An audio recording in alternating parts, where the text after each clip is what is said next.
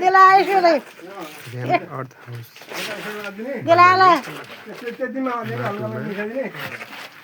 माटोसँग पुरा मिसाएर कसलाई आउँदैन बालुवा पुरै मिसाउनु पर्यो गिटी गोबर मनेलाई मिसाउनु यस्तै त्यसलाई अनि माटोसँग सजिलो छुलिएर बलियो माटोसँग मिसाएर घरमा प्रयोग गर्ने ऱ्याम डट हाउस भन्ने हामीले पनि प्रयोग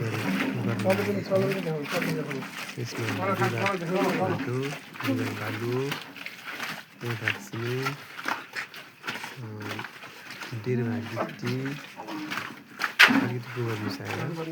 हामीले पहिला यसलाई मजाले मोल्यौँ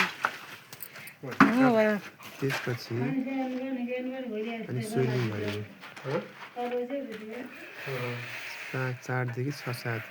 इन्चको मोटाइमा त्यसमा यसको कलर दिन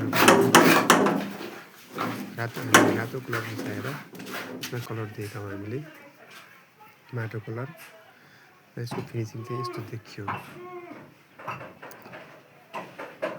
जहाँसम्म लाग्छ मलाई त्यो राम्रो अब हजुरले प्रयोग गर्न सक्नुहुन्छ त्यसलाई